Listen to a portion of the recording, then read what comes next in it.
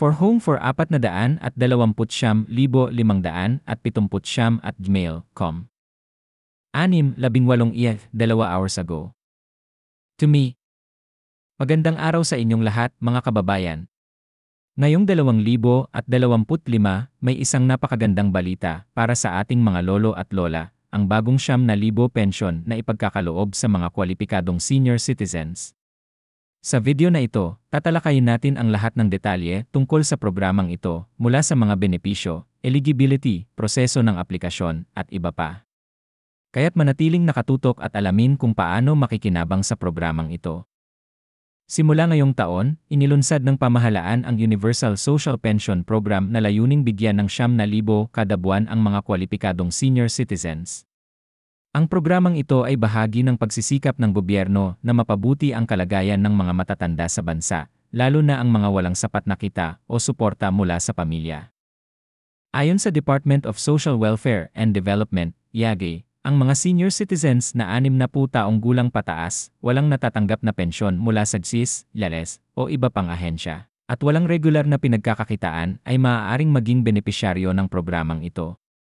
Layunin nitong matulungan ang mahigit 4 milyong indigent senior citizens sa buong bansa.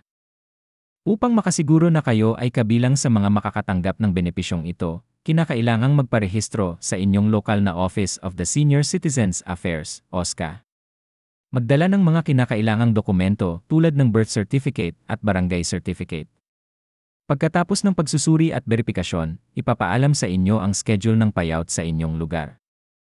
Ang payout ng 5,000 pensyon ay inaasahang magsisimula sa Abril 2025. Ang mga benepisyaryo ay makakatanggap ng kanilang pensyon sa pamamagitan ng iba't ibang paraan, kabilang ang direct bank deposit, cash advance mula sa Designated Disbursing Officer ng YESLI, o fund transfer sa Local Government Units, LGUs. Para sa mga senior citizens na may kapansanan o hindi makalakad, isinasagawa ang house-to-house delivery ng pensyon. Bukod sa buwan ng pensyon, may mga karagdagang benepisyo rin para sa mga senior citizens. Ayon sa Expanded Centenarians Act, ang mga senior citizens na umaabot sa edad na 80, 85, 70, at 75 ay makakatanggap ng isa 0,000 cash gift at isang felicitation letter.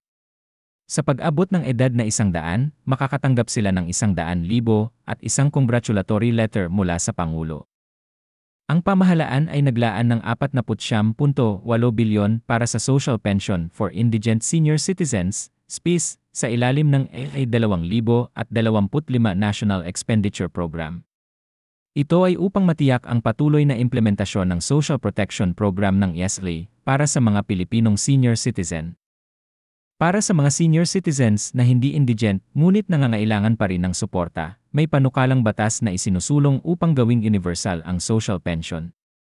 Ayon sa House Bill 10423, layunin nitong bigyan ng 500 buwan ng pensyon ang lahat ng senior citizens, anuman ang kanilang katayuan sa buhay.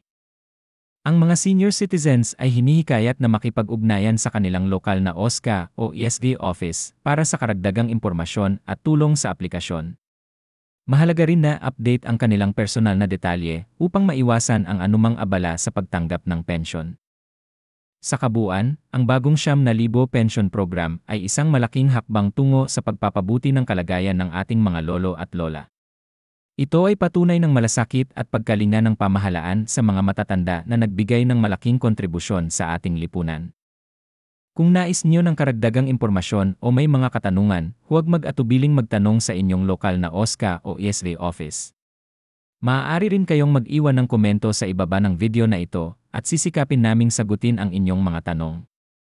Maraming salamat sa panonood at naway maging kapaki-pakinabang sa inyo ang impormasyong ito.